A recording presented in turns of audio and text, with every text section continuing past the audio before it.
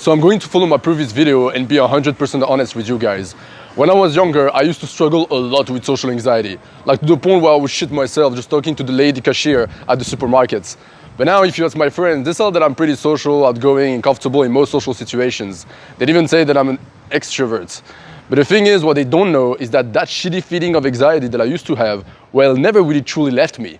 Now, you might be depressed hearing this, like, oh, am I stuck with my social anxiety then? Does that mean that I'm bound to stay at home and jerk off forever? Yes. No, of course not. You can improve just like I did. But first, you have to stop demonizing social anxiety like I used to, because having a bit of it is actually very, very healthy. Basically, it's giving you enough emotional intelligence to not be a psychopath. So the problem is when it becomes an obstacle to what you want to achieve in your life. So the goal here is not to remove your social anxiety, but rather to reduce it and make it manageable enough so that you can be truly yourself when connecting with people. And that's exactly what I'll show you in that video. Money coming, money go. I've been at it on the low. Trapping out a while live. I keep seeing the leaders doing less, we talking plans and maybe shit. But first, what is social anxiety anyway? Where does that come from?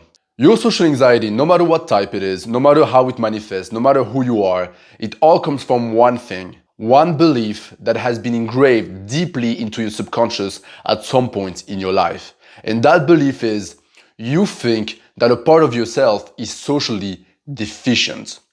Meaning that deep down, you actually think that you're not cool enough, not smart enough, not good looking enough, not funny enough for people to accept you just like you are. And you think that if people discover that you have this deficiency, then you're going to suffer some terrible social consequences, like getting rejected by those people, getting hurt, dying, getting mocked, losing your social status, etc. Therefore, naturally, in any social situations where this secret is threatened to be revealed, your subconscious will kick in and use everything it can, your thoughts, your emotions, your behaviors, to force you to hide those parts of yourself that you think are deficient, and therefore avoid those terrible consequences.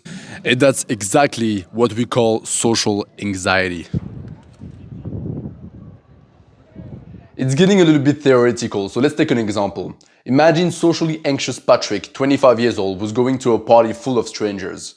Deep into Patrick's subconscious has been carved the belief that it is too awkward for people, and especially strangers, to like him. Therefore, naturally, at the party, the subconscious will kick in and use his thoughts, his emotions, and his behaviors to force him to hide the fact that it's too awkward from those people. How? Well, first of all, to not mess up and reveal his flaw, he'll have to be extremely careful of what he does and what he says at all times, which will make him self-conscious as fuck.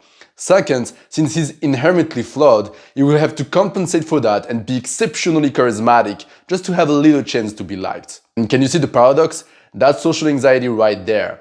The unsolvable tension between his need to reach perfect social performance and the disbelief in his ability to do so would just result in Patrick anxiously standing there with his drink in his hand, not finding anything good to say to meet his unrealistic standards, alternating between nervous small talks and his phone.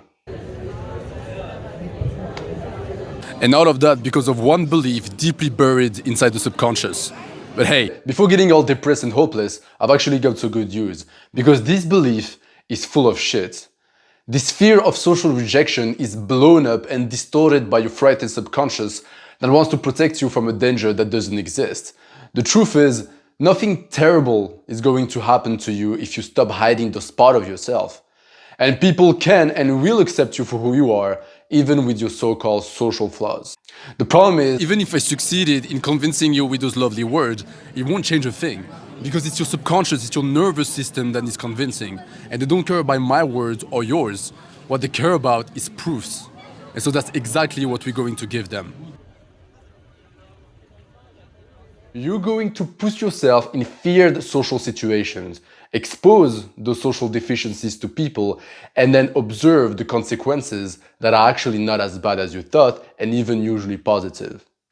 And that right there is the cure to social anxiety. So let's take the example of a socially anxious Patrick again. Knowing that now, how could he have broken out of the anxious state? Or in other words, how could he have exposed his social deficiency while still getting a positive experience out of it?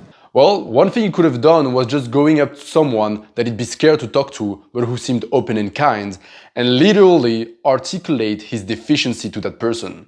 Hey, excuse me guys, do you speak English? I have this party tonight. I'm someone that is really shy and socially anxious at parties. Getting drunk. Get drunk, that's really. And I just end up throwing up in the toilet. Not get tipsy. Like Okay. not thinking So if I'm tipsy, I don't wake up with a dick like a drone on my cheek. Okay. Université Libre de Bruxelles. Sounds fancy, right? Fancy as fuck. It's not. It's not at all. Just like that, the person will probably show some empathy, share our own experience with anxiety, and that's it. Okay? No, it's nice that you talk to us. And another thing that he could have done was being awkward on purpose. Right? So for example, on your way to the party, you go like serenade a stranger, or you go ask directions for a place that you're already in front of, or whatever the fuck is awkward for you, but you find still funny and kind of resonate with your personality. And at first, when you do that, your brain will freak the fuck out because you're literally doing something that it doesn't want you to do. But then, when it realizes that nothing bad happens, or even something positive, it will have to admit that your shameful awkwardness might not be an actual deficiency after all. After your brain makes that realization, it won't need to keep you anxious anymore because there's no danger. And so it will release neurotransmitters and hormones inside your body that will free you from your inhibitions, making you relaxed, confident, and socially free. And trust me, if you struggle with social anxiety, that feeling is fucking addictive. However, since this shitty belief is so deeply carved into your subconscious, you won't fix it just by doing this once. You have to expose yourself over and over and over again, like in different situations with different people using different techniques. And progressively, this core belief will get weaker and weaker. Your neural pathways inside your brain will literally change and make you desensitized to situations that used to scare the shit out of you like a few months ago. And that's exactly how you overcome your social anxiety. Money coming, money go. I've been at it on the low. Trapping out of where I live. I keep seeing the leaders doing, let's be talking plans and maybe seeing you. Pull up on you, let me scoop.